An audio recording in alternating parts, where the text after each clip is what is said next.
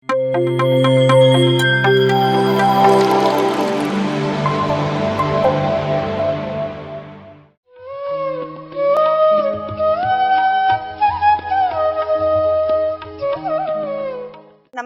Masters. ನನ್ನ ಪರಿಚಯ ನೇತ್ರಾವತಿ ಯಲ್ಲಪ್ಪ ಐಲಿ. ವೃತ್ತಿಯಲ್ಲಿ ನಾನು ಲೇಡೀಸ್ ಟೇಲರ್. ನಮ್ಮ ಹಸ್ಬೆಂಡು ಅವರು ಲೇಡೀಸ್ ಟೇಲರ್. ಅವರು ಶಾಪಲ್ಲಿ ಮಾಡ್ತಾರೆ, ನಾನು ಮನೆಯಲ್ಲಿ ಮಾಡ್ತೀನಿ. ನಾನು ಈ ಧ್ಯಾನಕ್ಕೆ ಬಂದು 1 ವರ್ಷ ಆಯಿತು. ಈ ಧ್ಯಾನಕ್ಕೆ ಬರೋ ಮುಂಚೆ ಪರಿಚಯ ಹೇಗಾಯ್ತಂದರೆ, ನಮ್ಮ ಮನೆಯಲ್ಲಿ ನನ್ನಿಬ್ಬರು ಮಕ್ಕಳು, ಒಬ್ಬ ಮಗ ಮೊಬೈಲ್ ಶಾಪ್ ನಾನು ಅವನಿಗೆ ಹಾಕ್ಕೊಟ್ಟೆ. ಅವನೇನು ಮಾಡ್ದ, ಕಸ್ಟಮರ್ ಬರಲಿಲ್ಲ ಅಂತ ಹೇಳ್ಬಿಟ್ಟು ತೆಗೆದ್ಬಿಟ್ಟ ಅಂಗಡಿ. ಆವಾಗ ನಾನು ಏನು ಮಾಡಿದೆ, ಆ ಯೋಚನೆಯಲ್ಲಿ ನಂದು ಆರ್ಥಿಕ ಪರಿಸ್ಥಿತಿ ಹೇಗಾಯಿತು ಅಂತಂದರೆ, ನಾನು 2 ತಿಂಗಳ ಮಟನೂ ನಿದ್ದೆ ಮಾಡಲಿಲ್ಲ, ಹಗಲು ಮಾಡಲಿಲ್ಲ, ರಾತ್ರಿ ಮಾಡಲಿಲ್ಲ. ಮಾಡದೆ ನಿದ್ದೆ ಬಾರದೆ ಇದ್ದದಕ್ಕೆ ನನಗೇನಾಯಿತು, ದೈಹಿಕವಾಗಿ ಹಾಗೂ ಮಾನಸಿಕವಾಗಿ ಹಾಗೂ ಆರ್ಥಿಕವಾಗಿ ಎಷ್ಟು ಕಷ್ಟ ಬಂತಂದರೆ, ಈ ಜೀವನದಲ್ಲಿ ಇಷ್ಟು ಕಷ್ಟ ಇದೆ ಅಂದ್ರೆ ಈ ದೇಹವನ್ನು ಬಿಟ್ಟು ಹೋಗ್ಬೇಕಂತ ಇಷ್ಟ ಇರಲಿಲ್ಲ ನನಗೆ. ಯಾಕಂದರೆ ನಾವು ಮನುಷ್ಯ ಜನ್ಮ ಒಂದೇ ಸಾರಿ ಬರೋದು. ನಾನು ಎಷ್ಟು ಕಷ್ಟಪಟ್ಟಿದ್ದೀನಿ ಜೀವನದಲ್ಲಿ, ಅದು ನನಗೆ ಗೊತ್ತು. ಆದರೆ ನಮ್ಮ ನನ್ನ ಮಕ್ಕಳನ್ನು ಬಿಟ್ಟು, ನಮ್ಮ ಯಜಮಾನರನ್ನು ಬಿಟ್ಟು ನಾನು ಹೋಗಬಾರ್ದು. ಇದರ್ಲಿಂತ ಹೊರಗೆ ಬರ್ಬೇಕು ಅಂತಂದು ನಿರ್ಧಾರ ಮಾಡಿದಾಗ ಎಷ್ಟು ಭಯ ಆಗ್ತಿತ್ತಂದರೆ ಮಾನಸಿಕವಾಗಿ. 2 ತಿಂಗಳ ನಿದ್ದೆ ಇಲ್ಲ ಅಂದರೆ ಒಂದು ಮನುಷ್ಯ ಒಂದು ದಿನದಲ್ಲಿ ಕೇವಲ 8 ರಿಂದ 6 ತಾಸಾದರೂ ನಿದ್ದೆ ಮಾಡಬೇಕು. ನನ್ನ ಪರಿಸ್ಥಿತಿ ಹೆಂಗಾಗಿತ್ತಂದರೆ, ಯೋಚನೆ ಮಾಡಿ ಮಾಡಿ ಮಾಡಿ ನನ್ನ ಬ್ರೇನ್ನಲ್ಲಿ ನಿದ್ದೆ ಅನ್ನೋದು ಹಾರಿ 2 ತಿಂಗಳ ಮಟ ನಾನು ನಿದ್ದೆ ಮಾಡಿಲ್ಲ. ಹಾಗಾಗಿ ನನ್ನ ದೈಹಿಕ, ಆರ್ಥಿಕವಾಗಿ ಆಮೇಲೆ ಮಾನಸಿಕವಾಗಿ ಎಷ್ಟು ಕುಗ್ಗಿದ್ದೀನಿ ಅಂದರೆ, ನಾನು ಒಂದು ನಿರ್ಧಾರ ಮಾಡಿದೆ, ಇಲ್ಲ ನಾನು ಇದರಿಂದ ಹೊರಗೆ ಬರಬೇಕು. ಎಷ್ಟು ಭಯ ಪಡ್ತಿದ್ದೆ ಅಂದರೆ, ಮನೆಯಿಂದ ಆಚೆ ಕೂಡ ನಾನು ಬರದಷ್ಟು ನಾನು ಎಷ್ಟು ಜನರನ್ನು ನಮ್ಮ ಏರಿಯಾದಲ್ಲಿ ಹಚ್ಕೊಂಡಿದ್ದೀನಿ ಅಂದರೆ, ನಾನು ಒಂದು ಸಂಘ ನಡೆಸ್ತೇನೆ, ಆ ಸಂಘದಲ್ಲಿ ಪ್ರತಿನಿಧಿಯಾಗಿದ್ದೇನೆ, ಒಕ್ಕೂಟದ ಪದಾಧಿಕಾರಿಯಾಗಿದ್ದೇನೆ. ಇಷ್ಟೆಲ್ಲ ನಿರ್ವಹಿಸಿದ್ರು ನನಗೆ ಇಂಥದ್ದು ಬಂದೈತಲ್ಲ ಅಂತ ನಾನು ಭಾಳ ಯೋಚನೆ ಮಾಡ್ತಿದ್ದೆ. ಇದರಿಂದ ಹೆಂಗಾದರೂ ಹೊರಗೆ ಬರಬೇಕು, ಇದಕ್ಕೇನಾದರೂ ದಾರಿ ಮಾಡಬೇಕಂತ ಅಂದಾಗ ನಮ್ಮ ಮನೆಯವರು, ನಮ್ಮ ಯಜಮಾನ್ರು ಎಲ್ಲಿ ಯಾರೇನು ಹೇಳ್ತಾರೋ ಅಲ್ಲಿ ಕರ್ಕೊಂಡು ಹೋಗೋರು. ಮಾಡ್ಯಾರಂತ ಮಾಟ ತೆಗೆಸೋರು. ಆಮೇಲೆ ಇಕ್ಕಿಗೆ ನಿಮ್ಮ ಮನೆಗೆ ಮಾಟ ಮಾಡ್ಸ್ಯಾರಂತ ಅಲ್ಲಿ ಹೋಗಿ ಅಲ್ಲಿ ತೆಗ್ಸೋರು. ಆಮೇಲೆ ಯಾರು ಏನೇ ಡಾಕ್ಟ್ರ್ ಕಡೆ ಹೋದ್ರು ಅಲ್ಲಿ ತೋರಿಸೋದು. ಒಳ್ಳೆ ನಮ್ಮ ತಂದೆ ತಾಯಿಗಳು, ನಮಗೆ ನಮ್ಮ ಅಣ್ಣವರು ಬೆಂಗಳೂರಲ್ಲಿ ವಾಸವಾಗಿದ್ದಾರೆ. ಅವರು ಕೂಡ ನನ್ನ ಬಗ್ಗೆ ಎಷ್ಟು ಚಿಂತೆ ಮಾಡ್ತಿದ್ರು ಅಂದರೆ, ಇನ್ನೆಲ್ಲಿ ನಮ್ಮ ಮಗಳು ನಮ್ಮನ್ನು ಬಿಟ್ಟು ಹೋಗ್ತಾಳ ಅನ್ನೋ ಮಟ್ಟಿಗೆ ವಿಚಾರ ಮಾಡಿದ್ರು.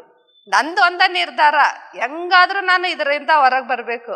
ಅದೇ ಒಂದೇ ನಾನು ತಲೆಯಾಗಿಟ್ಕೊಂಡು ನಾನೇನು ಮಾಡಿದೆ, ಧ್ಯಾನ ಅಂತ ನಾನು ಮನೆ ಬಿಟ್ಟು ಮೊದಲೇ ಹೊರಗೆ ಹೋಗ್ತಾ ಇರಲಿಲ್ಲ. ಒಂದು ಸೆಲ್ಫ್ ಲವ್ ಇರಲಿಲ್ಲ, ಒಂದು ಕನ್ನಡಿಯಲ್ಲಿ ಮುಖ ನೋಡಿದರೆ ಆಗ್ತಾ ಇರಲಿಲ್ಲ.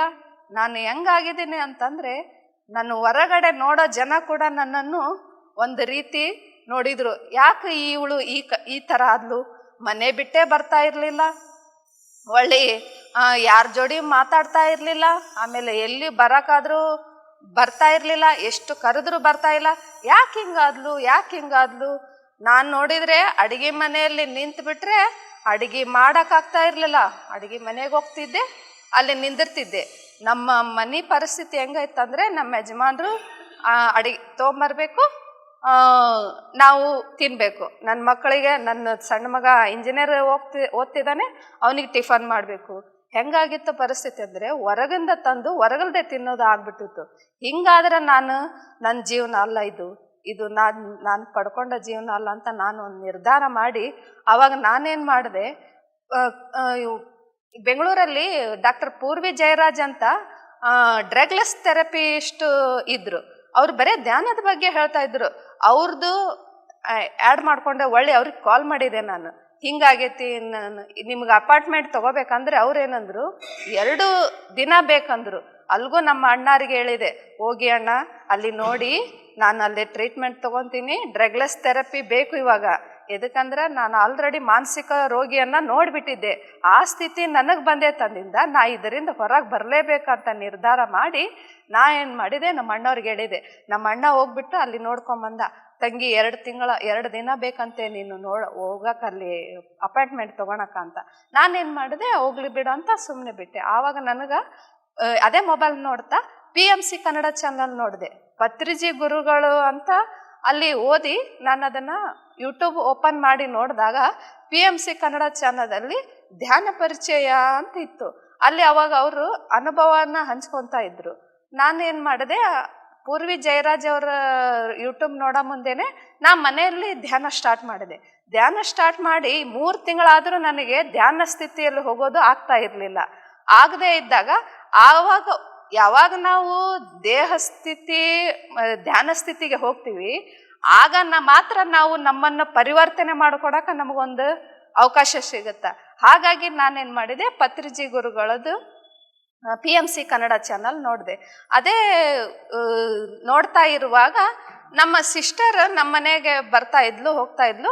ನನ್ನ ಪರಿಸ್ಥಿತಿ ನೋಡಿ ಅವಳು ಕೂಡ ನನಗೆ ಏನು ಹೇಳಿದ್ಲು, ಅಕ್ಕ ಇಲ್ಲೇ ಬೆಟಗೇರಿಯಲ್ಲಿ ನಮ್ಮ ನೀಲಕಂಠೇಶ್ವರ ಮಠದಲ್ಲಿ ಇವತ್ತು ತಾನೇ ಸಂಡೇ ಬಂದಿದ್ಲಕ್ಕಿ, ಇವತ್ತು ತಾನೇ ಸ್ಟಾರ್ಟ್ ಮೇಡಮರು ಬಂದು ಧ್ಯಾನ ಮಾಸ್ಟರ್ಸ್ ಬಂದು 41 ದಿನ ಮಂಡಲ ಧ್ಯಾನ ಬಂದೈತಿ, ಮತ್ತು ನೀವು ಅಲ್ಲೊಂದು ಹೋಗಿ ನೀ ಪ್ರಯತ್ನ ಮಾಡು ಅಂತ ಹೇಳಿದಾಗ ನಾನೇನು ಮಾಡಿದೆ, ಸರಿ ಆಯಿತು ತಂಗಿ, ನಾ ಇದು ಒಂದು ಪ್ರಯತ್ನ ಮಾಡೇ ಮಾಡ್ತೀನಿ ಅಂತ ನಾನೇನು ಮಾಡಿದೆ.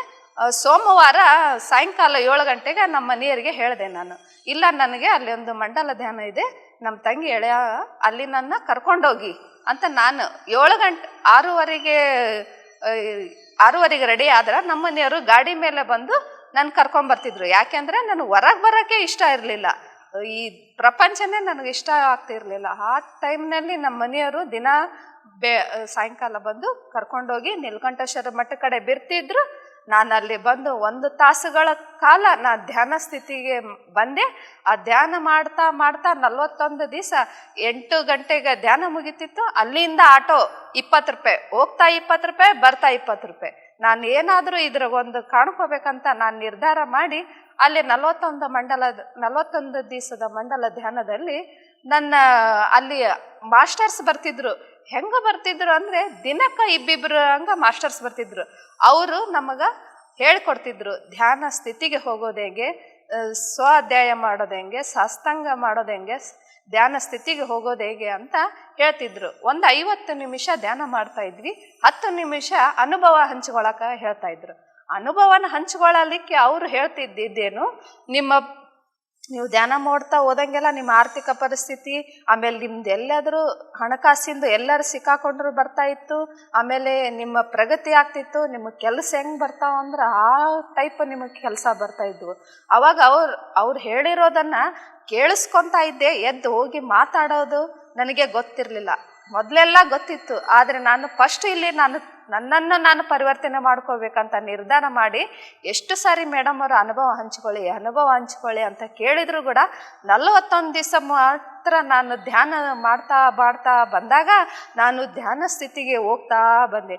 ಒಂದು 10 ನಿಮಿಷ ಇವಾಗ ನಾನು ಧ್ಯಾನಕ್ಕೆ ಕುಂತ್ರೆ ನಾನು ಇಲ್ಲಿ ಇರೋದಿಲ್ಲ, ನಾನು ಒಳ್ಳೆ ಎಚ್ಚರಾದಾಗ ನಾ ಈ ಭೂಮಿಯಲ್ಲಿ ಇದ್ದೀನಿ ಅಂತ ನನಗೆ ಅರ್ಥ ಆಗುತ್ತೆ. ಹಾಗಾಗಿ ನನಗೆ ಧ್ಯಾನ ಎಷ್ಟು ಪರಿವರ್ತನೆ ಮಾಡಿದೆ ಅಂದ್ರೆ, ನಾನು ಎಷ್ಟು ಕೆಲಸ ಮಾಡ್ತಿದ್ದೆ ಹಿಂದಕ್ಕೆಲ್ಲ ಸುಸ್ತು ಅಷ್ಟ ಏನು ಮಾಡಿದ್ರು ಎಷ್ಟು ಅಡುಗೆ ಎಲ್ಲ ಕೆಲಸ ಮುಗಿಸ್ಕೊಂಡು ಅವ್ರಿಗೆಲ್ಲ ಕಳಿಸ್ಬಿಟ್ಟು ನಾನು ಮನೆಯಲ್ಲಿ 200ರಿಂದ 300 ರೂಪಾಯಿ ದುಡಿಬೇಕಂದ್ರೆ ಭಾಳ. ಆವಾಗ ನಾನು ಇವಾಗ ಧ್ಯಾನ ಸ್ಥಿತಿಗೆ ಬಂದು ಹೆಂಗಾಗೈತಪ್ಪ ನನ್ನ ಪರಿಸ್ಥಿತಿ ಅಂದ್ರೆ, ನಾ ಇನ್ನೊಬ್ಬರಿಗೆ ಧ್ಯಾನ ಹೇಳಿಕೊಡ್ತೀನಿ. ಎಲ್ಲಿ ಮೇಡಮ್ ಮೆಸೇಜ್ ಆಗ್ತಾರಂದ್ರೆ ಅಲ್ಲಿ ಹೋಗ್ಬೇಕು. ಎದಕ್ಕಂದ್ರೆ ಅಲ್ಲಿ ಹೋದ್ರೆ ನಮಗೆ ಇನ್ನೊಂದು ಧ್ಯಾನ ಸಿಗುತ್ತೆ. ಜ್ಞಾನ ಎಷ್ಟು ಸಿಗುತ್ತೋ ಅಷ್ಟು ನಾವು ಪರಿವರ್ತನೆ ಆಗ್ತೀವಿ. ಆ ಧ್ಯಾನ ಮಾಡೋದರಿಂದ ಇಷ್ಟು ಪರಿವರ್ತನೆ ಆಗತ್ತಂದ್ರೆ ನಾವು ಇನ್ನೂ ಯಾಕೆ ಹೋಗ್ಬಾರ್ದಂತ ವಿದ್ಯಾರಾಣಿ ಮೇಡಮರಿಗೆ 41 ದಿನ ಮಂಡಲ ಧ್ಯಾನದಲ್ಲಿ ಫೋನ್ ಮಾಡಿದೆ ನಾ ಅವ್ರಿಗೆ. ಮೇಡಮ್ ನನಗೆ ಹಿಂಗೆ ಆಗ್ತೈತ್ರಿ, ನಾನು ಹೊರಗೆ ಬರೋಕೆ ಆಗ್ತಾ ಇರಲಿಲ್ಲ, ಹಿಂಗಾಗೈತಿ ಅಂತಂದ್ರೆ ಅವ್ರು ಒಂದೇ ಮಾತು ಹೇಳ್ತಾ ಇದ್ರು, ನಂದೊಂದು ಕನ್ನಡ ಯೂಟ್ಯೂಬ್ ಚಾನಲ್ ಇದೆ, ನೀವು ಅದನ್ನು ಡೌನ್ಲೋಡ್ ಮಾಡ್ಕೊಳ್ಳಿ, ಅದಕ್ಕೆ ಕನೆಕ್ಟ್ ಆಗಿ ಅಂತ ಹೇಳಿದಾಗ ನಾನು ಅವ್ರದ್ದು ಬಿಟ್ಟಿಲ್ಲ. ಒಂದು ದಿವಸ ಬಿಡಲಾರ್ದಂಗೆ ನಾನು ಅವ್ರದ್ದು ವಿಡಿಯೋಸ್, ನಂದು ಬರೀ ಅದೇ ಕೆಲಸ. ಮೇಡಮ್ ಅವ್ರದ್ದು ಯೂಟ್ಯೂಬ್ ಚಾನಲ್ ಯಾವೆಲ್ಲ ತಿಳುವಳಿಕೆ ಹೇಳ್ತಾ ಇದ್ದಿದ್ರು ಅದ್ರ ಬಗ್ಗೆನೇ ನಾನು ತಿಳ್ಕೊತಾ ಬಂದು 41 ದಿವಸ ಮಂಡಲ ಧ್ಯಾನದಲ್ಲಿ ನಾನು ಮನೆಯಲ್ಲಿ ಏನೇನು ಮಾಡ್ತಾ ಇರಲಿಲ್ಲ, ಸುಮ್ಮನೆ ಓಡಾಡ್ತಿದ್ದೆ, ಒಳಗಡೆನೇ ಇರ್ತಿದ್ದೆ, ಯಾರ ಜೋಡಿ ಬೆರೀತಾ ಇರಲಿಲ್ಲ, ಯಾರ ಜೋಡಿ ಮಾತಾಡ್ತಾ ಇರಲಿಲ್ಲ. ಆವಾಗ ನಾನು ಏನು ಮಾಡಿದೆ, ಮಂಡಲ ಧ್ಯಾನಕ್ಕೆ ಬಂದಾಗ ನನಗೆ ಅಲ್ಲಿ ನಾನು 4 ಟೈಮ್ ನಾನು ಇವತ್ತಲಿಂದ ನಾನು 4 ಗಂಟೆ ಧ್ಯಾನ ಮಾಡಬೇಕು ಅಂತ. ಆಮೇಲೆ ನಾನು ಬೆಟರ್ ಆಗಿಂದ ಕೆಲಸಗಳನ್ನು ಮಾಡ್ಬೋದೇ ಹೊರತು ನಾನೇ ಬೆಟರ್ ಆಗ್ಲಾರ್ದೆ ಯಾಕೆ ಕೆಲಸನೂ ಆಗಲ್ಲ ಅಂತ ನಾನೊಂದು ನಿರ್ಧಾರ ಮಾಡಿ ಮಂಡಲ ಧ್ಯಾನ 1 ತಾಸು ಬೆಳಿಗ್ಗೆ ಮಾಡ್ತಾ ಇದ್ದೆ, 11 ಗಂಟೆಗೆ 1 ತಾಸು ಮಾಡ್ತಾ ಇದ್ದೆ, ಸಾಯಂಕಾಲ 7ರಿಂದ ಮಂಡಲ ಧ್ಯಾನಕ್ಕೆ ಹೋಗ್ತಾ ಇದ್ದೆ, ಆಮೇಲೆ ನೈಟ್ 1 ತಾಸು ಮಾಡ್ತಿದ್ದೆ. ಡೈಲಿ 4 ಗಂಟೆ ನಾನು ಧ್ಯಾನ ಮಾಡ್ತಾ ಇದ್ದೆ. ಹಾಗೆ ಮಾಡ್ತಾ ನಾ ಎಷ್ಟು ಪರಿವರ್ತನೆ ಆಗಿದ್ದೀನಿ ಅಂದರೆ, ಈಗ ಇಲ್ಲಿ ಕುಂತು ಇಷ್ಟು ಮಾತಾಡ್ತಿದ್ದೀನಿ ಅಂತಂದರೆ ಇಷ್ಟಕ್ಕೆಲ್ಲ ಕಾರಣ ನಮ್ಮ ಪತ್ರಿಜಿ ಗುರುಗಳೇ ಕಾರಣ. ಎದಕ್ಕಂದ್ರೆ ಅವರು ಒಂದು ಸಿದ್ಧಾಂತ, ನಿಮ್ಮ ಶ್ವಾಸದ ಮೇಲೆ ನಿಮ್ಮ ಗಮನವಿರಲಿ, ಯಾರ ಭಜನೆನೂ ಬೇಡ, ಏನು ಬೇಡ ಅಂತ ಹೇಳ್ತಾ ಇದ್ರು. ಇಷ್ಟು ಪರಿವರ್ತನೆ ಆಗೈತಿ ಅಂತಂದ್ರೆ ನಮ್ಮ ಮಗ ಒಬ್ಬರ ಹತ್ತಿರ ಪಿಗ್ನಿ ಕಲೆಕ್ಷನ್ ಮಾಡಿ ಸರಿಸುಮಾರು ಒಂದು 3 ವರ್ಷಗಳ ಕಾಲ ಬಿಟ್ಟಿದ್ದ. ಅವನೇ ನನಗೆ ಹೇಳಿರಲಿಲ್ಲ, ದುಡ್ಡು ಕಟ್ಟಿದ್ದೆ ನಾನು, ಹಿಂಗೆ ಬರಲಿಲ್ಲ ಅಂತ. ಅವಾಗ ಅವನು ಒಂದು ದಿವಸ ಅವನಿಗೆ ಕರೆದು ಅವರು 8,000 ದುಡ್ಡು ಕೊಟ್ಟರು. ಅವಾಗ ಅವನು ಹೇಳಿದ ನನಗೆ, ಅಮ್ಮ ನಾನು ಅಲ್ಲಿ ಪಿಗ್ನಿ ಮಾಡ್ತಿದ್ದೆ, ಮೊಬೈಲ್ ಶಾಪಿಗೆ ಹೋದಾಗ ಅವ್ರು ನನಗೆ ಕರೆದು 8,000 ಕೊಟ್ಟರು ಅಂತಂದ್ರು. ಅವಾಗ ನಂದು ಅನುಭವ ನಾನು ಅವ್ರಿಗೆ ಹೇಳಿದೆ, ನೋಡು ನಾನು ಧ್ಯಾನಕ್ಕೆ ಹೋದಾಗ ಹಿಂಗೆ ನಮ್ಮ ಮಾಸ್ಟರ್ಸ್ ಹೇಳ್ತಿದ್ರು, ಎಲ್ಲಿ ರೊಕ್ಕ ಇದ್ರೂ ಅದು ತಿರುಗಿ ಬರ್ತೈತಿ, ಯಾವ ರೀತಿ ಬರ್ತೈತೋ ಗೊತ್ತಿಲ್ಲ, ಬರ್ತೈತಿ ಅಂತ ಹೇಳಿದ್ರು. ಅದೇ ಥರ ಇದು ಒಂದು ನನ್ನ ಅನುಭವ ಅಂತ ನಾನು ಹೇಳಿದೆ.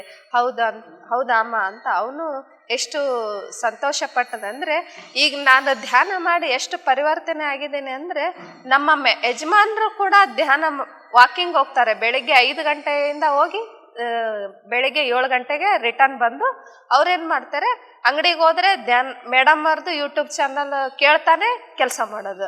ಮನೇಲಿ ಬಂದರು ನೈಟ್ ಬಂದು ಊಟ ಮಾಡಿದ ಕೂಡ ಧ್ಯಾನ ಮಾಡೋದು, ನೈಟ್ ಧ್ಯಾನ ಮಾಡೋದು, ಬೆಳಗ್ಗೆ ವಾಕಿಂಗ್ ಮಾಡೋದು. ಅವ್ರಿಗೂ ಇವಾಗ ಸರಿಸುಮಾರು 50 ವರ್ಷ. ಅವ್ರ ದೇಹ ಹೆಂಗಾಗಿತ್ತಂದ್ರೆ, ದೇಹ ಹೊಟ್ಟೆ ಏಕರಾಸಾಗಿ ಅವರು ನಡೆಯೋಕ್ಕಾಗ್ತಾ ಇರಲಿಲ್ಲ, ಪೇನ್ ಬರ್ತಾ ಇತ್ತು. ಇವಾಗ ಅವರು ಧ್ಯಾನ ಮಾಡ್ತಿದ್ರೆ, ವಾಕಿಂಗ್ ಮಾಡ್ತಿದ್ರೆ, ಆರೋಗ್ಯದಲ್ಲಿ ಸುಧಾರಣೆ ಇದೆ. ನಮ್ಮ ಮನೆಯಲ್ಲಿ ನಾನು ಎಷ್ಟು ಕೆಲಸ ಮಾಡ್ತಿದ್ದೀನಿ ಅಂದರೆ, ಬೆಳಗ್ಗೆ 3/4 ಗಂಟೆ ಧ್ಯಾನ ಮಾಡ್ತೇನೆ. ಬೆಳಗ್ಗೆ ಅವ್ರದ್ಗೆಲ್ಲ ಕಳಿಸ್ಬಿಟ್ಟು ನನ್ನ ಮನೆಯೆಲ್ಲ ಕೆಲಸ ಮುಗಿಸ್ಕೊಂಡ್ಬಿಟ್ಟು ನಾನೇನು ಮಾಡ್ತೇನೆ, ನನ್ನ ಕೆಲಸವನ್ನು ಮಾಡ್ತೀನಿ. ಇವಾಗ ಎಷ್ಟು ಕೆಲಸ ಮಾಡ್ತೀನಿ ಅಂದರೆ, ನಾನು ನಿರ್ಧಾರ ಮಾಡಿದ್ದೀನಿ, ಎಷ್ಟೇ ಕೆಲಸ ಬಂದರೂ ನಾನು ಡೈಲಿ ಒಂದು 500 ರೂಪಾಯಿ ಆದರೂ ಇವತ್ತಿನ ದಿವಸ ನಾನು ದುಡಿತೀನಿ, ಪ್ರಗತಿ ಆಗ್ತೀನಿ. ಇನ್ನೂ ಕೆಲವಷ್ಟರಿಗೆ ಮಂಡಲ ಧ್ಯಾನ ಕೊಡ್ತೀನಿ ಅಂತ ನಿರ್ಧಾರ ಮಾಡಿ, ನಾನು ನಮ್ಮ ಮನೆ ಹತ್ತಿರ ಈ 3 ವರ್ಷದಿಂದ ಪತ್ರಿಜಿ ಗುರುಗಳು ಮಾಸ್ಟರ್ಸ್ ಬಂದು ಧ್ಯಾನ ಹೇಳ್ಕೊಡ್ತಾ ಇದ್ರು. ಅಲ್ಲಿ ಹೇಳ್ಕೊಟ್ಟು ಅಲ್ಲಿ ನನಗೆ ಕರೆದ್ರು.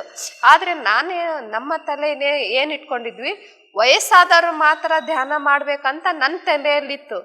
ಯಾವಾಗ ಈ ಮಂಡಲ ಧ್ಯಾನಕ್ಕೆ ಬಂದು ನನ್ನ ಪರಿವರ್ತನೆ ಆಗಿ ನಾನು ಅವಾಗ ಅನ್ಕೊಂಡೆ, ನಾ ಮಾಡಿದ್ದು ತಪ್ಪು, ಇದು ನಾನು ಹಂಚಬೇಕು ಅಂತ ನನಗೆ ನಿರ್ಧಾರ ಮಾಡಿ ನಾನೇನು ಮಾಡಿದೆ, ಮಂಡಲ ಧ್ಯಾನ ಅಲ್ಲೇ ನಮ್ಮ ಮನೆಯಲ್ಲಿ 3 ಮಂದಿ ಅಂಕಲ್ಗಳ ಮಾಡ್ತಿದ್ರು ಹೊರತು ಯಾರೆಲ್ಲ ಬರ್ತಿರ್ಲಿಲ್ಲ.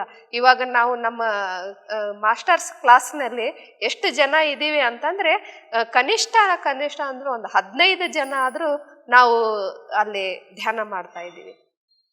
ಡೈಲಿ 1 ತಾಸು ಸಾಯಂಕಾಲ 7ರಿಂದ 8 ಗಂಟೆ ಅಲ್ಲಿ ನಾವು ಒಂದು ಮ್ಯೂಸಿಕ್ ಹಾಕಿ ವೆಂಕಟೇಶ್ವರ ದೇವಸ್ಥಾನದಲ್ಲಿ ನಾವು ಪ್ರತಿನಿತ್ಯ ಧ್ಯಾನ ನಿರಂತರ ಮಾಡ್ತಾ ಮಾಡ್ತಾ ಮಾಡ್ತಾ ಬಂದಿದ್ದೀವಿ. ನಮ್ಮನ್ನು ನೋಡಿ ನಮ್ಮ ಏರಿಯಾದಲ್ಲಿರೋ ನೀ ಹೆಂಗ ಬದಲಾದಿ ಅಂದ್ರೆ ನಮಗೆ ಆಶ್ಚರ್ಯ ಆಗೈತಿ. ಇಷ್ಟಕ್ಕೆಲ್ಲ ಕಾರಣ ಈ ಧ್ಯಾನ ಅಂದ್ರೆ ನಾವು ನಿನ್ನಿಂದ ಬರ್ತೀವಂತ ನನ್ನಿಂದ ನಾನು ಮತ್ತೊಬ್ಬರಿಂದ ಕರ್ಕೊಂಡು ಬಂದು ನಾವೀಗ ಅಲ್ಲಿ 15 ಜನ ನಾವು ಮಂಡಲ ಧ್ಯಾನ ಮಾಡ್ತಾ ಇದ್ದೀವಿ. ನಿರಂತರ ಮಾಡ್ತಾ ಇದ್ದೀವಿ. ಮಂಡಲ ಧ್ಯಾನ 41 ದಿವಸ ಮಾತ್ರ ಆದರೆ ನಮ್ಮ ಏರಿಯಾದಲ್ಲಿ ನಾವು ನಿರಂತರ ಧ್ಯಾನ ಮಾಡ್ತಾ ಇದ್ದೀವಿ. ಇಷ್ಟು ನಮಗೆ ಮೇಡಮ್ ಅವರು ಮಾಸ್ಟರ್ಸ್ ನಮ್ಮ ಅನುಭವ ಹಂಚಿಕೆಗಳು ಎಷ್ಟು ಹೇಳ್ತಿದಾರ ಅಂದ್ರೆ ಅಷ್ಟು ಪರಿವರ್ತನೆ ಆಗಿದ್ದೀವಿ. ಈಗ ಮೇಡಮ್ ಒಂದು ಮೆಸೇಜ್ ಹಾಕಿದರೆ ಸಾಕು, ನಾನು ವಿದ್ಯಾರಾಣಿ ಮೇಡಮ್, ನೇತ್ರಾವತಿ ಮೇಡಮ್ ಎಷ್ಟು ಕೃತಜ್ಞತೆ ಹೇಳ್ತೀನಿ ಅಂದರೆ ನನಗೆ ಪದಗಳಲ್ಲಿ ಹೇಳೋಕ್ಕಾಗೋದಿಲ್ಲ. ಆದರೆ ನನಗೆ ಎಷ್ಟು ನನ್ನ ಕೈಲಿ ಎಷ್ಟಾಗುತ್ತೋ ನಾ ಅಷ್ಟು ಇದು ಧ್ಯಾನ ಪ್ರಚಾರ ಆಯಿತು. ನನ್ನ ಕೈಲಿ ಎಷ್ಟಾಗುತ್ತೋ ನಾನು ಅಷ್ಟು ಕೆಲಸ ಮಾಡ್ತೇನೆ. Madam Vidyarani madam, Netravati madam ಅವ್ರದ್ದು ಒಂದು ಮೆಸೇಜ್ ಬಂತಂದರೆ ಟಕ್ಕ ನಂಗೆ ನೋಡಿ ಅದಕ್ಕೆ ರಿಪ್ಲೈ ಮಾಡ್ತೇನೆ.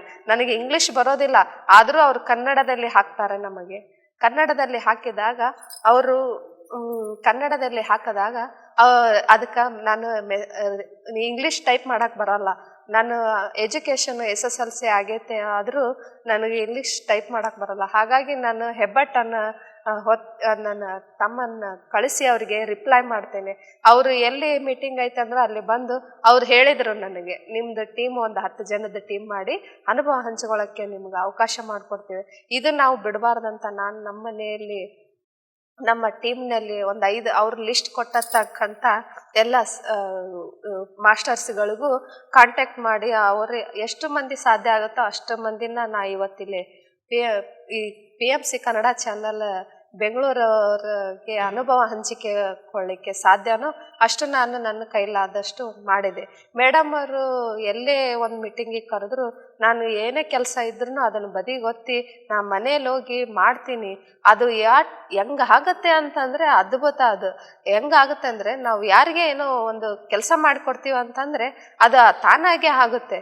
ಅದು ಅನುಭವಿಸಿದವರಿಗೆ ಗೊತ್ತು ಅಂತ ಹೇಳಿ ಆಮೇಲೆ ಬೆಂಗಳೂರ್ಲಿಂತ್ರ ಮಾಸ್ಟರ್ಸ್ ಬರ್ತಾರೆ, ಮೆಸೇಜ್ ಹಾಕ್ತಾರೆ ಮೇಡಮ್ ಅವರು, ನೋಡಿ ಈ ಪ್ಲೇಸಲ್ಲಿ ಬೆಂಗಳೂರ್ಲಿಂತ್ರ ಸುರೇಶ್ ಕಲಬುರ್ಗಿ ಸರ್ ಬರ್ತಿದ್ದಾರೆ, ಅವರು ನಿಮಗೆ ಕ್ಲಾಸ್ ಮಾಡ್ತಾರೆ ಅಂತ. ಅದನ್ನು ನಾವು ಮಿಸ್ ಮಾಡ್ದೇನೆ ಬಂದು ಅವರು ಬಂದಂಥ ಅವರು ಸರ್ ಎಲ್ಲ ತಮ್ಮ ಅನುಭವಗಳನ್ನು ಹೇಳ್ತಾ ಇದ್ರು. ಎಷ್ಟು ಚೆನ್ನಾಗಿ ಹೇಳ್ತಾ ಇದ್ರು. ಅದರಲ್ಲಿ ಒಂದೊಂದು ಪಾಯಿಂಟ್ ಕೂಡ ನಮ್ಮ ತಲೆಯಲ್ಲಿ ಇರುತ್ತೆ. ಆಮೇಲೆ ಇನ್ನೊಬ್ರು ಪ್ರೇಮ್ನಾಥ್ ಸರ್, ನಾನು PMC ಕನ್ನಡ ಚಾನಲ್ನಲ್ಲಿ ನೋಡ್ತಾ ಇದ್ದೆ, ಅವ್ರನ್ನ ಕೇಳ್ತಾ ಇದ್ದೆ. ನನಗೆ ಮೊನ್ನೆ ಎಷ್ಟು ಸಂತೋಷ ಆತಂದ್ರೆ ನೇತ್ರಾವತಿ ಮೇಡಮ್ ಅವರು ಪ್ರೇಮ್ನಾಥ್ ಸರ್ ಬರ್ತಾರ ಅಂದ್ಕೊಳ್ಳೆ ನನಗೆ ಅಷ್ಟು ಖುಷಿ ಆತಂದರೆ ಈ ಜೀವನದಲ್ಲಿ ನನಗೆ ಎಷ್ಟು ಖುಷಿ ಆಗಿಲ್ಲ ಅಂತಂದ್ರೆ ನಾನು ಹೇಳ್ಕೊಳಕ್ಕೆ ಅಷ್ಟು ಅಸಾಧ್ಯವಾಗಿದೆ. ನಾನು ಇದೇ ಹಾಲ್ನಲ್ಲಿ ಬಂದು ಅವ್ರ ಜೋಡಿ ಅವರು ಒಂದೊಂದು ಮಾತು ಕೂಡ ಈಗಲೂ ನನಗೆ ನೆನಪಿದೆ. ಅವ್ರು ಹೇಳ್ತಕ್ಕಂಥ ಮಾತು ಎಷ್ಟು ಪರಿವರ್ತನೆ ಅಂತಂದ್ರೆ ಹೆಣ್ಮಕ್ಳ ಬಗ್ಗೆ ಅಂತರೂ ವಿಚಿತ್ರ. ಅವರು ಹೇಳಿಕೊಟ್ಟ ಹಾಗೆ ನಾವು ಇಲ್ಲಿ ಬೆಟಗೇರಿ ಭಾಗದಲ್ಲಿ, ಗದಗ ಭಾಗದಲ್ಲಿ ನಮ್ಮ ಗದಗ ಮಾಸ್ಟರ್ಸ್ ಹೆಂಗಿದ್ದಾರೆ ಅಂತಂದರೆ ಎಲ್ಲ ಕೆಲಸವನ್ನು ಬದಿಗೊತ್ತಿ ಅವ್ರಿಗೆ ಕೈಲಿ ಎಷ್ಟಾಗೋ ಸಾಧ್ಯನೋ ಅಷ್ಟು ಕೆಲಸ ಮಾಡ್ತಿದ್ರೆ. ನಾವು ಇನ್ನು ಮನೆಯಲ್ಲಿ ಕೆಲಸ ಮಾಡ್ತಿದ್ರೆ ನೇತ್ರಾವತಿ ಮೇಡಮ್, ಮಂಜುಳಾ ಮೇಡಮ್, ಇವರು ವಿದ್ಯಾರಾಣಿ ಮೇಡಮ್ ಟೀಚರ್ಸ್ ಆಗಿ ನಾವು ಅನ್ಕೊತಾ ಇದ್ವಿ ನಾವು ಮನೇಲಿ ಕೆಲಸ ಇಷ್ಟೇ ಮಾಡಿಕೊಂಡು ನಮಗೆ ಇಷ್ಟು ಮಾಡೋಕ್ಕೆ ಆಗಲ್ಲ.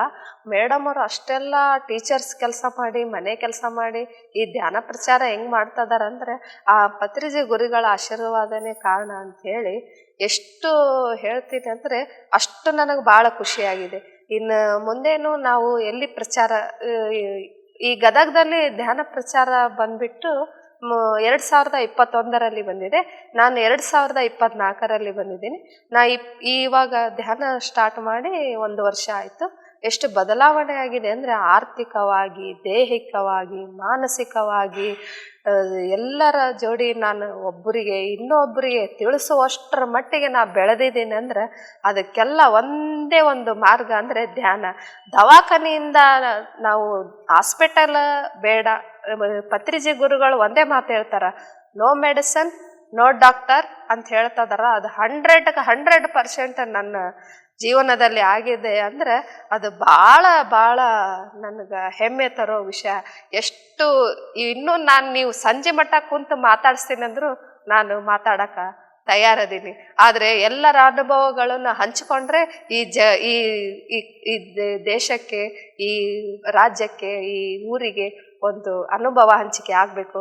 ಎಲ್ಲರೂ ನಮ್ಮಂತೆ ಮಾತನಾಡೋದನ್ನ ಕಲಿಬೇಕು.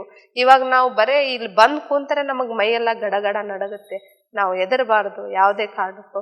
ಧೈರ್ಯ ಕೊಡುತ್ತೆ ಧ್ಯಾನ. ಧೈರ್ಯ, ಆತ್ಮಸ್ಥೈರ್ಯ, ಆತ್ಮವಿಶ್ವಾಸ, ನಂಬಿಕೆ, ಆಮೇಲೆ ಪ್ರಚೋದನೆ, ಎಷ್ಟು ತಿಳುವಳಿಕೆ ಅಂದರೆ ಈಗ ನಾನು ಮೊದಲೆಲ್ಲ ಎಷ್ಟು ಆ್ಯಕ್ಟಿವ್ ಆಗಿದ್ದೀನೋ ಅದರ 200% ನಾನು ಇನ್ನೊಬ್ಬರಿಗೆ ಎದುರಿಸಿ ನಿಂತು ಮಾತಾಡೋಷ್ಟು ಕಲಾ ನನಗೆ ಬಂದಿದೆ. ನನಗೆ ಮೊದಲಿಂದನೂ ಧರ್ಮಸ್ಥಳದ ಸಂಘದಲ್ಲಿ ಮಾತಾಡಿ ಸ್ವಲ್ಪ ರೂಢ ಇತ್ತೆ ಹೊರತು ಹಿಂಗೆ ನಾನು ಪರ್ಸ್ನಲ್ ಆಗಿ ಒಬ್ಬಕ್ಕೆ ಹಿಂಗೆ ಮೀಡಿಯಾದ ಮುಂದೆ ಮಾತಾಡಿರಲಿಲ್ಲ. ಇಷ್ಟೆಲ್ಲ ಮಾತಾಡೋಕೆ ಅವಕಾಶ ಕೊಟ್ಟೈತೆ ಅಂದ್ರೆ ಅದು ಕೇವಲ ಧ್ಯಾನ ಮಾತ್ರ ಹೊರತು ಇಷ್ಟು ಮಾಸ್ಟರ್ಸ್ಗಳು ನಮಗಿಷ್ಟೆಲ್ಲ ಹೇಳ್ಕೊಡ್ತಾರಂದ್ರೆ ಎಷ್ಟು ಕಲಿಯೋದರೈತಂದ್ರೆ ನಾವು ಎಲ್ಲಿ ಹೋಗ್ತೀವಿ ಅಲ್ಲಿ ನಾವು ಧ್ಯಾನಕ್ಕೆ ತಿಳ್ಕೊತೀವಿ. ನಮಗೆ ಬೇಡ ನಾವು ಮನೆಯಲ್ಲೇ ಇದ್ದು ನಾವು ನೋಡ್ತೀವಿ ಮಾಡ್ತೀವಿ ಅಂದರೆ ಏನೂ ಆಗಲ್ಲ. ನಾವು ಹೊರಗೆ ಬೀಳಬೇಕು. ಹೆಣ್ಮಕ್ಕಳು ಹೆಂಗಿರ್ಬೇಕಂದ್ರೆ ಒಂದು ಹೆಣ್ಣು ಮಗಳು ಕಲಿತಾರೆ, ಅದೇ ಒಂದು ಶಾಲೆ. ಆ ಶಾಲೆ ಅಲ್ಲದೆ ಆ ಮನೆ ಕೂಡ ವೃದ್ಧಿ ಆಗುತ್ತೆ. ಆ ಮನೆ ಕೂಡ ವೃದ್ಧಿ ಆಗುತ್ತೆ. ಮನೆ ಅಕ್ಕಪಕ್ಕದವರಿಗೆ ನಾವು ಹೇಳುವಂಥ ಸಾಮರ್ಥ್ಯ ಬೆಳಿತೈತಿ. ಮನೆ ಊರಲ್ಲಿ ಹೇಳುವಂಥ ಸಾಮರ್ಥ್ಯ ಬೆಳಿತೈತಿ.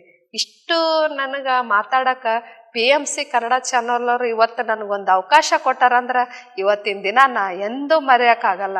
ನನ್ನ ಜೀವನದಲ್ಲೇ ನನ್ನ ಒಳ್ಳೆಯ ಅನುಭವ ಅಂತಂದರೆ ಇದೇ ಒಂದು ಹೇಳ್ತಾ PMC ಕನ್ನಡ ಚಾನಲ್ರಿಗೂ, ನಮ್ಮ ಗದಗ ಮಾಸ್ಟರ್ಸಿಗೂ, ನಮ್ಮ ಬೆಂಗಳೂರ ಪತ್ರಿಜಿ ಗುರುಗಳಿಗೂ, ಪ್ರೇಮ್ನಾಥ್ ಸರಿಗೂ, ನಾನು PMC ಕನ್ನಡ ಚಾನಲ್ನಲ್ಲಿ ಯಾರೆಲ್ಲ ಅನುಭವ ಇರ್ತಾವೋ ನಾನು ಕೆಲವೊಂದಿಷ್ಟು ಟೈಮ್ ಸಿಕ್ತಂದ್ರೆ ನಾನು ಮೊದಲು ನೋಡೋದೇ ಅದೇ. ನಾನು ಸೀರಿಯಲ್ ನೋಡಲ್ಲ. ನಾನು ನಂದೇನು ನಾನು ಹೇಳ್ಬೇಕು, ಕೆಲಸ ಮಾಡಬೇಕು, ಧ್ಯಾನ ಮಾಡಬೇಕು, ನನ್ನ ಕೆಲಸ ನಾ ಮಾಡಬೇಕು, ಎಷ್ಟು ಕೈಲಾಗುತ್ತೋ ಅಷ್ಟು ನಾ ಹೇಳಬೇಕು ಜನರಿಗೆ, ಪರಿವರ್ತನೆ ಮಾಡಬೇಕು. ಮನುಷ್ಯ ಜನ್ಮ ಒಂದೇ ಬಾರಿ ಇರುತ್ತೆ. ನಾವು ಮುಂದಿನ ಜನ್ಮ ಯಾವ ಜನ್ಮದಲ್ಲಿ ತಾಳ್ತೀವೋ ಅದು ನಮಗೆ ಗೊತ್ತಿಲ್ಲ. ನಾವು ಈ ಜನ್ಮದಲ್ಲಿ ಏನು ನಾವು ಸಾಧಿಸ್ತೀವಿ ಅದನ್ನು ಪಡ್ಕೊತೀವಿ. ನಾವು ಎಷ್ಟು ಪಡ್ಕೊತೀವೋ ಅದನ್ನು ತಿಳ್ಕೊತೀವಿ. ಅಷ್ಟು ಹೇಳಿ ಈ PMC ಕನ್ನಡ ಚಾನಲ್ರಿಗೂ ಮತ್ತು ಪತ್ರಿಜಿ ಗುರುಗಳಿಗೂ ಮತ್ತು ಸ್ವರ್ಣಮಾಲಾ ಅಮ್ಮನವರಿಗೂ ಎಷ್ಟು ಕೃತಜ್ಞತೆ ಹೇಳ್ತೀನಿ ಅಂದರೆ, ನನಗೆ ಈ ಅವಕಾಶ ಮಾಡಿಕೊಟ್ಟಿದ್ದ ಎಲ್ಲ ಮಾಸ್ಟ್ರಿಗೂ ಕೋಟಿ ಧನ್ಯವಾದ ಹೇಳ್ತಾ ಈ ನನ್ನ 2 ಅನುಭವ ಮಾತುಗಳನ್ನು ನಾ ಇಲ್ಲಿಗೆ ವಿರಾಮ ಮಾಡಿ. PMC ಕನ್ನಡ ಚಾನೆಲ್ ಅನ್ನು ಲೈಕ್ ಮಾಡಿ, ಶೇರ್ ಮಾಡಿ, ಸಬ್ಸ್ಕ್ರೈಬ್ ಮಾಡಿ ಮತ್ತು ಮಾಡಿಸಿ. ಎಲ್ಲರಿಗೂ ಧನ್ಯವಾದಗಳು.